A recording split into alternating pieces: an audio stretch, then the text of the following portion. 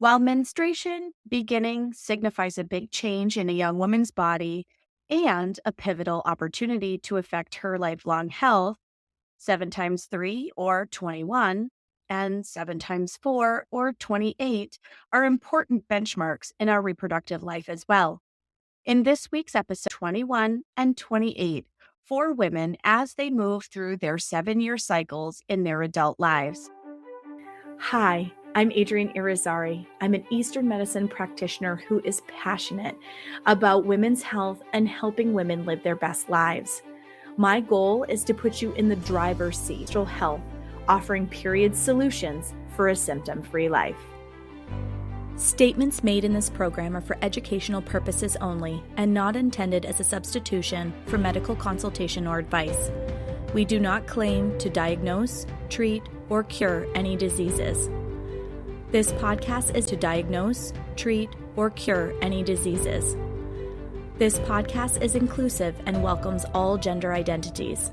The focus of the program is on biological function, and we will use the term women throughout, but it is referencing physiological and social challenges for biology, not identity. Come as you are. I am happy you're here and welcome all performances of identity. I hope you find something helpful in this show. Welcome back to another episode of the Reproductive Rebel podcast. We are taking a look through an Eastern medicine lens action should look like. So if you are just joining us, I would highly recommend checking out season 2, episodes 3 through 7 that talks about the biomechanics behind the cycle. So you know about what each of the phases are doing, what they're trying to accomplish, how you should feel during last week's episode, where we talked about a TCM lens in terms of how we are moving through the world and what we should expect in each phase of our life. So we're adding layers. First, we talked about the actual biological aspects of things. And now we're taking a look at how Eastern medicine looks at all of these biomechanical pieces and how they ought to work and how they ought to work together. So what is a standard healthy cycle? Okay, so in a previous episode, we talked about the fact that healthy cycles should start between ages 12 and 14, 16 on the outer end, but that when they arrive, they should be relatively symptom-free. And that is one of the golden opportunities in our life to get our bodies into a healthy place to start our reproductive years. So in the menstrual years. So what does a standard healthy cycle look like? So from an Eastern perspective, you should be bleeding for 4 to 6 days only. Fresh red blood only. No clots, no cramps, no emotional symptoms, no bloating, no every 28 to 30 days. It starts light to medium, gets a little heavier in the middle, comes down day 3, and cruises to the finish line between day 4 and day 6. If you do not have all of the facets of what I just described,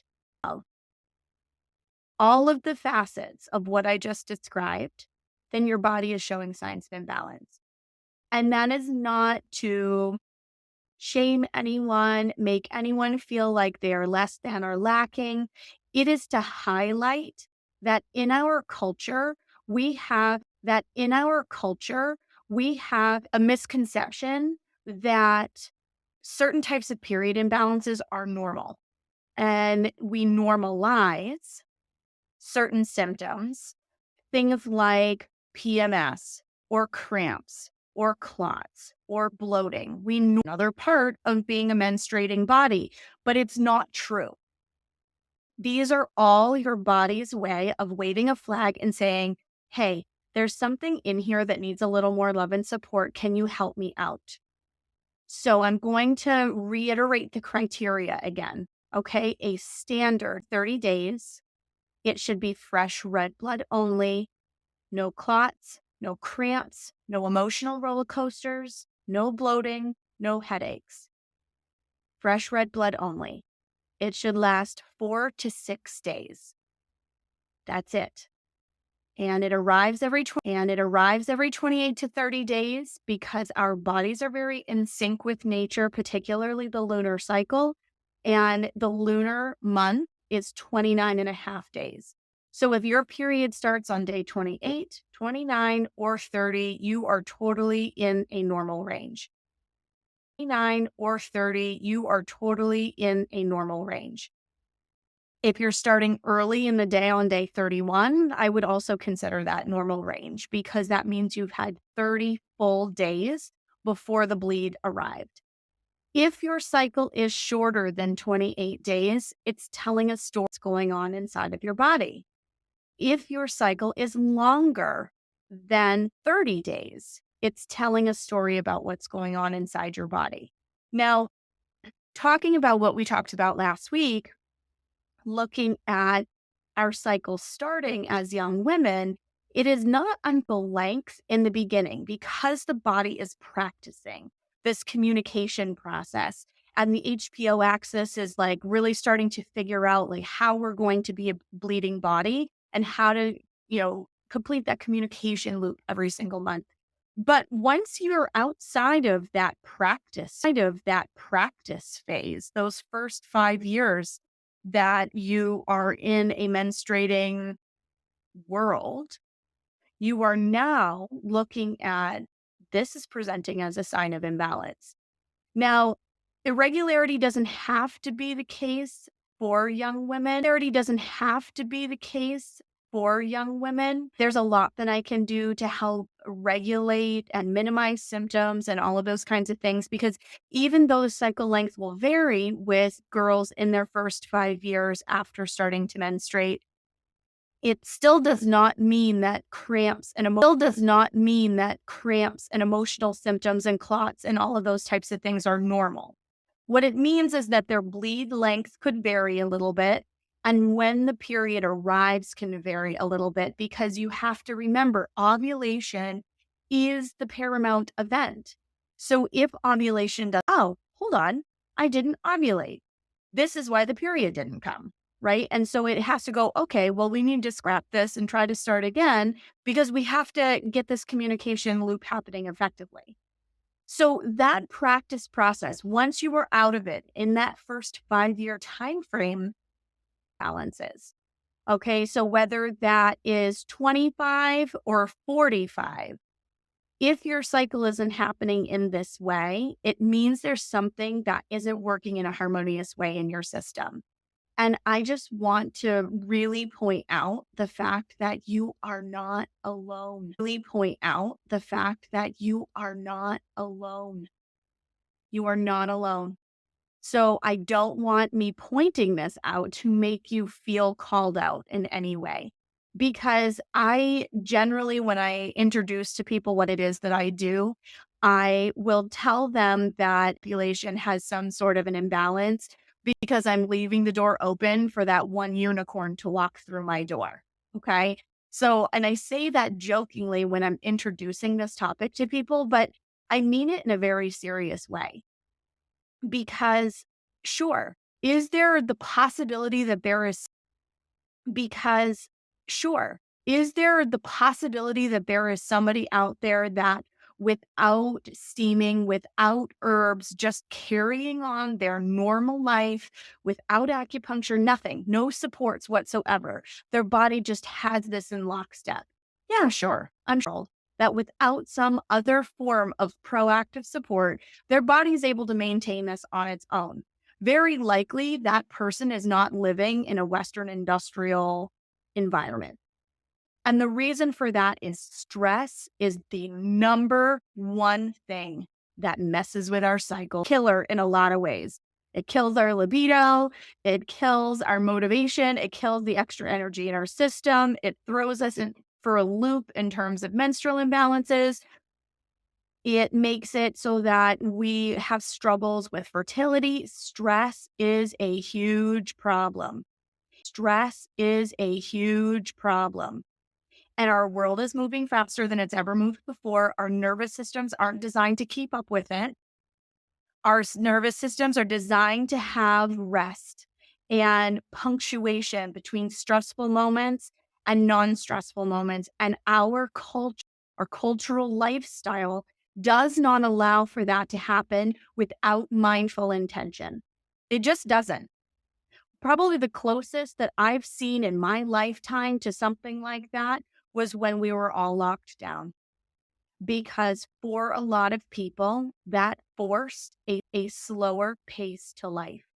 Not everybody. There were some people who were still trying to figure out how they were going to, deal with work and Zoom homeschool and all of these other craziness things. And that caused a lot of stress for some people. But for others, and I saw this really manifest itself in my practice, is for the people that life really slowed down in a way that they were like, wow, now what am I going to do with myself? I didn't realize how much life was demanding of me until life shut down. They saw huge changes with their cycles when they didn't have to have to spend 2 hours in traffic just trying to get to an office or things like that, right? Let alone the demands once they got to work. So, stress is a huge reason why women need to take proactive steps to supporting and maintaining the health of their menstrual cycle. Our lifestyle is also a huge contributor. Our lifestyle is not only stressful, but what we're trying to do to feed ourselves when we are so busy and stressed and pulled in so many directions. The quality of foods that we eat goes down, the amount of hours that we eat goes down, the amount of hours that we're spending sleeping goes down. Our ability to commit to movement practices goes down, changes, diminishes.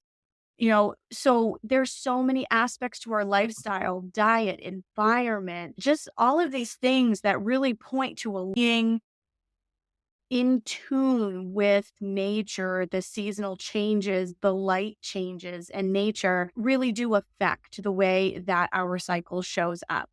So, don't have all of this feel like, well, great, I'm living in Western society and there's no way. What I'm saying is that there are a lot of things that, unless we turn a mindful eye towards addressing them, we are not going to be able to really meaningfully address some of our cycle related problems.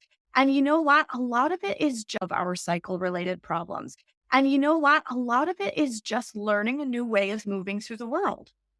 It doesn't actually translate to a lot of extra effort. It's just restructuring what we're already doing or reframing how we're looking at what we're doing or reframing how we're looking at what we're doing. For example, I schedule my work with my cycle. So I'm sitting here recording this podcast right now, and I am talking to you on a day when I am articulate. I am not going to because I cannot words and stuff. I have a hard time clearly articulating myself and communicating all of the dynamic thoughts that are in my head when I am premenstrual. And you're the same way. And that is totally normal because we have normal change and more articulate and more vibrant during certain parts of the month. And we have certain aspects of the month where we're more introverted, and solo tasks where we don't have to engage with other people are going to be more our strength and in our wheelhouse. We're going to be far more productive if we learn to work in this, far more productive if we learn to work in this manner. So I designed Not Your Mama's Menstrual Course to teach you exactly about this very thing. Part of it is managing stress.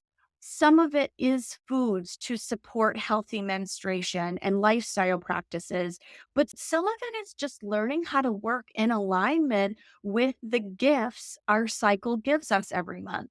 There are parts of the month where if you have writing tasks, even if writing isn't your thing, your brain is going to be more hardwired for that type of activity during that time. There's going to be parts of the month where if you have a big presentation, you have to give it work, try to get it scheduled during a certain time in your month because you're going to be the most charismatic and the most vibrant, and you're literally going to radiate your light And everyone in that room is going to just be simply drawn to you, drawn to you. So maximize what you're able to do every month, because our culture really kind of condemns. And, I talked about this, and, don't be ashamed of being cyclical, right? Our cultural container hasn't the biochemical differences between men and women, and that women can do just as much as men. They just do it differently. And that different isn't a weakness, and it isn't bad. So I can do all the same things that a man can do. I actually think I can do more things than some men can do. And I say that because I have learned to harness this superpower that my body gives me, which is different tasks that my body is wired for all month long. Does it mean that I can do it on the drop of a hat right now, today? Because right now I'm articulate, but my mind isn't in a writing space. But give me a week or two, my mind will be more in a writing space, and I'll be able to just knock that task completely out of the park. So when we learn to work with the gifts that our cycle gives us, and we're not trying to over demand our resources in any given part of our cycle. So we're not trying to hit personal records with deadlifting on day 3 of our cycle, because girl, you're simply not going to be able to lift 300 pounds on day 3 of your cycle, and then we're not over tapping our system. We're moving in alignment with the gifts our cycle gives us, the strengths our cycle gives us. Let me tell you, you want to lift that 300 pounds? Do it around ovulation. You are going to knock that record out of the park. I think I could put some more weight on here, because your body's built for that task during that time frame. And we have this routine kind of mentality in our culture that we always have to, work really hard, and we have to maximize things, and we have to just go to maximize things, and we have to just go, go, go, go, go. Well, when I look at weightlifting forums and I see girls saying, hey, cheer me on, like I'm having a hard time getting motivated today, I'm always the one that chimes in. And I know I've said this before, but I'm the one that chimes in and goes, so what day of your cycle are you on? And inevitably so what day of your cycle are you on? And inevitably, they are on their period. Your body's already doing a big task during your period. It's doing a big task. You are shedding that unused endometrial lining. You are losing blood. And if you overtax it, you're going to start interrupting that hormone communication in your system. And when that starts to happen, we start seeing these kinds of period problems creep in. We see cramps. We see PMS and irritability. I know the people are starting to see PMS and irritability symptoms around ovulation. That means that deficit is deeper. So there are ways to harness the gifts of your cycle, still do all of the same things you want to do, and embrace life the way that you want to embrace it, but you're actually going to be able to embrace it with far more gusto, because you're doing it in an aligned cyclical way. So check out the Tao of Women Institute. Look at Not Your Mama's Menstrual Course.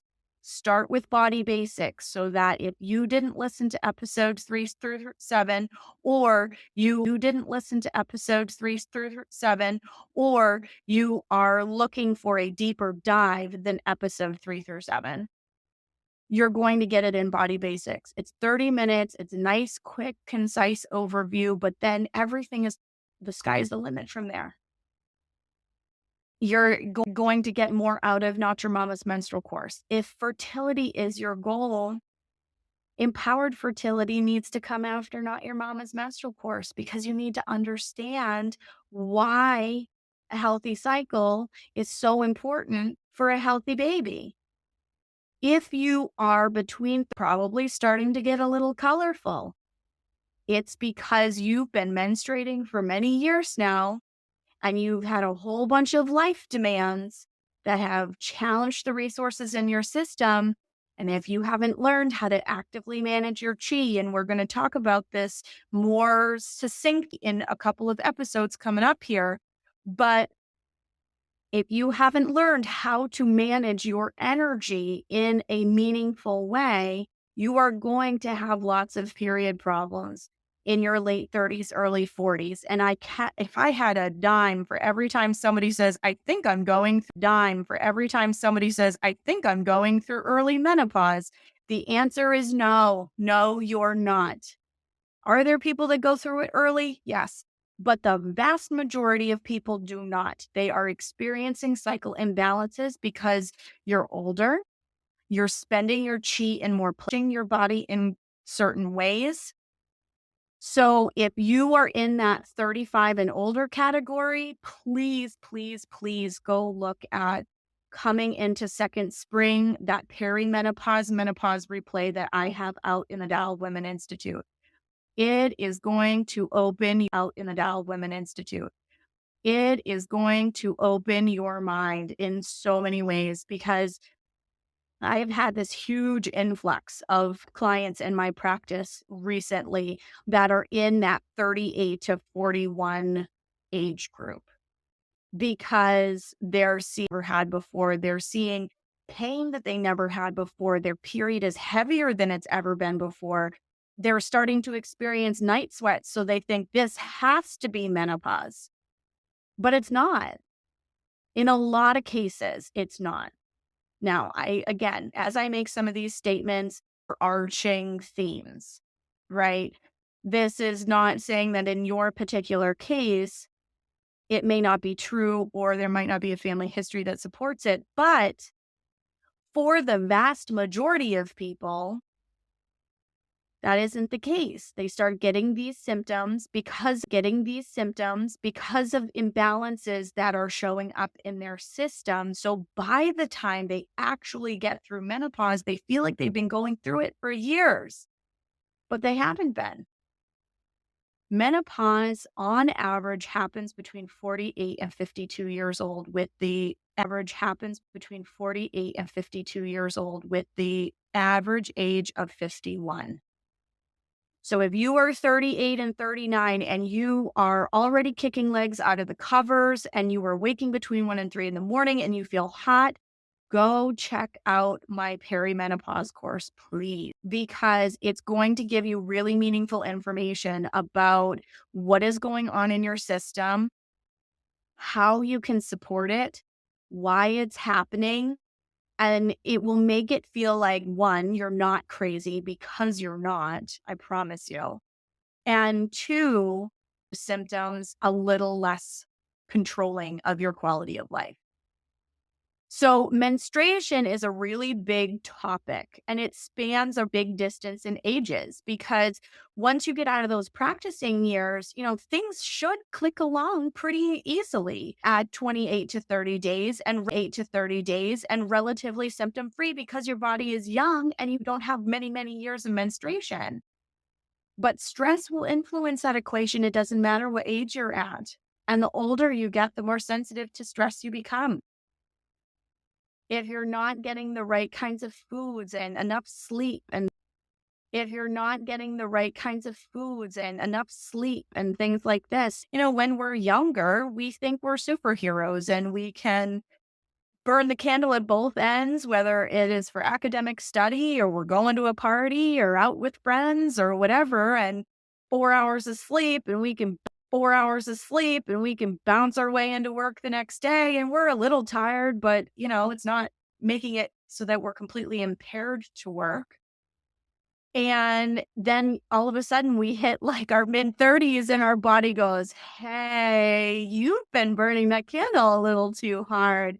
Taking care of menstruation now and being proactive about managing your stress, mindful movement, your lifestyle, your diet, all of those kinds of things, working in harmony with your cycle. As you hit each of these 7-year transitions that we discussed, as you're hitting each of those 7-year transitions, you're going to cruise through them. They're not going to be so abrupt and rude as they would be if you didn't properly support your body. So the moral of the story is the more you know about your body, more you know about your body, what it's doing, how to work with it, and what kinds of support it needs when, you would put yourself into the driver's seat of your bus. Your period symptoms, PMS, feeling like a fire-breathing dragon, cramps that make it so you miss work, none of that shit has to be your reality. None of it. None of it has to be your reality. You can completely have a symptom-free cycle that gently comes, does its thing, fatigued, clear-headed, and ready to kick ass for the rest of your month. I know that this is possible. I see this in my clients every single day. I see this in my own life. Endometriosis used to run my life. My cycles were irregular for a long, got shorter and shorter and shorter. And at one point, I was rocking an 18 to 21 day cycle. I would bleed for 2 weeks, I'd be off for a week, and that crap would start again. That is the sign of a super unhealthy body. The body is just screaming. The body is just screaming for resources and support. And I had no idea what to give her at the time. I was working a corporate job. I was working in a man's world corporate job where the demands of the job absolutely did not align with the fact that I was a bleeding body. And it didn't matter how hard I worked. It was never hard enough. The harder I worked, the sicker I got. The more it started to jeopardize my job performance. Ladies, this is the world we work in. This is the world we live and have to be like this. It really doesn't. You deserve to thrive and flourish. And you know what? You would totally kick ass at those corporate positions if your body didn't feel like garbage all the time. If you didn't wake up feeling groggy and have brain fog and have to caffeinate yourself to get through the day. People who are grabbing a coffee at 2:00 in the afternoon, your body's asking for help. Send help. It doesn't have to be like that. You can feel like that. You can feel strong and vital and clear-headed and proactive and multitask like the boss woman you are. Your menstrual period, your menstrual cycle, menstruation is an aspect of your menstrual cycle. Your period is not the whole month, although it's usually the most disruptive event. Secondly, being ovulation for people who have ovulation symptoms. But it's not the whole picture. It is one aspect of your entire month, and how you care for yourself every single day of your month will add to when everybody is complaining about PMS symptoms and cramps and bloating and lethargy and all of those things. Those things start to go away when you take care of business the rest of the month. So then when the period shows up, the period just kind of gently surprises you. I had a client that I talked to recently who had just started her journey working with me. And she was like, yep, I had no indication that it was coming whatsoever. And then I got to work and there it was. Now, I'm not looking to shock and awe anyone, but that's how it should appear. It should disturbances, no symptoms, nothing before it begins. It should just quietly arrive, do its thing, and disappear again. And you shouldn't be having to put down Chuck's pads on the couch and have pads and period panties over pads and all of that kind of stuff, because you're going to have tired and it's asking for help. Okay, so I cannot stress enough. A standard healthy cycle is 28 to 30 days in length. You bleed for 4 to 6 days. 4 to 5 is the average. Fresh red blood only. Average. Fresh red blood only. No, the brown before and the brown after does not count. Red blood only, no clots, no cramps, no emotional symptoms, no bloating, no funny business. Nothing. None of that is normal. It should just quietly is normal.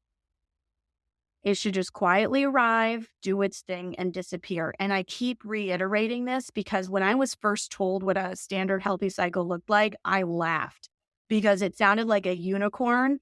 And I'm like, yeah, I'll believe it when I see it. I was the biggest skeptic out there. So for head and going, yeah, I'll believe it when I see it.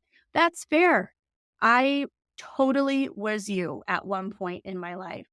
And this is actually why I feel so passionate about this now, because taking control of my cycle and eliminating symptoms in my cycle gave me my life back. Start this practice, work in a field of work that I love and that I feel like I'm giving back to the world. Like, I reclaimed my life by reclaiming my health. And your period is the fifth vital sign. Lisa Hendrickson Jack has this fabulous book called The Fifth Vital Sign. I would highly recommend checking it out if you've never read it. She does an absolutely fan-freaking-tastic job with that book. I love that book. She has a pod called Fertility Friday. She's a fertility awareness educator. I'm not affiliated with her. Fertility Friday. She's a fertility awareness educator. I'm not affiliated with her. I just love her work. And in this book, she talks about how your period is the fifth vital sign. And it's so true. It's so true. Your period will tell you, did I burn the candle too hard at both ends this month? Am I too enough? Like, I know when I am too stressed and I haven't managed my stress level and my movement well enough because my period will start on day 26, like clockwork. It will start on day 26. And then I know, okay, Adrienne, we need to be more intentional with how we're managing our predispositioned to being a workaholic. Because I grew up in a culture where you work hard and you're defined by working hard. Can you tell I'm French Canadian? And that kind of work ethic is something I'm not only really proud of, but also really does cause a lot of health problems. And I've had to really do a lot of work at a personal level to be okay with being idle. And with the fact that there are certain points in the month where I can go hard, and those are the times I will book more people in my schedule. I will do more teaching opportunities anywhere where I have to be verbal, articulate, and the best version of myself. I will pack it into that time frame. And then as I get closer to my period, I allow myself to have more breaks in my schedule and to thin things out a little bit so that I'm not pushing too hard. And ever since I started working that way, my health has been completely different. I haven't had to work as hard to manage my celiac. My fertility's been in a difference. Like, folks, this has lasting impact on your body. It really does. So if your period is healthy, it means the rest of your system is healthy, because one of the first places you're going to see that energy leak is showing up in your cycle. So if you're overtired, the first place it's going to show up is in your period. And then it's going to start showing up in other ways from there. But the health of your period, man, it tells you so much about what's going on inside your body. It's telling you so much about how you're managing your life. So body basics, not your mama's menstrual course. Every woman should take these two things. And then from there, find things that speak to the place that you are in your life. If that is on the doorstep of 35 or you're between 35 and 49, coming into second spring is where you need to go next in the Tao of Women Institute. If you are thinking about getting pregnant, you and your partner should do empowered fertility. So take the time. Health is wealth. And I know that sounds really corny, but it is so true. Invest in yourself, learn this information. It will literally change your life. Thank you so much for joining me for this episode of the Reproductive Rebel podcast. This is a topic you can tell I'm really passionate about. So join listeners group on Facebook. It's free. Talk with other people who are listening and loving these episodes. And please share this episode with anyone that you think it will speak to, family members, friends who might be having issues with their cycle. Share this information. Every one of us deserves this information. Every one of us deserves to reclaim our health, and this is where we begin. Thank you for joining me for another episode of Reproductive Rebel. Reproductive Rebel is recorded by certified peri-steam hydrotherapist, herbalist, sound healer, and Chinese nutritional therapist Adrienne Irizarry of Moon Essence LLC. If you are interested in setting up an appointment with Adrienne for one-on-one support, ordering from our store, or checking out our course offerings, visit our website at moonessence.life. Be sure to subscribe to our newsletter to get insider information. Like us and follow Moon Essence Me on Instagram, Facebook, Twitter, or LinkedIn. Your voices make this program possible. Thank you.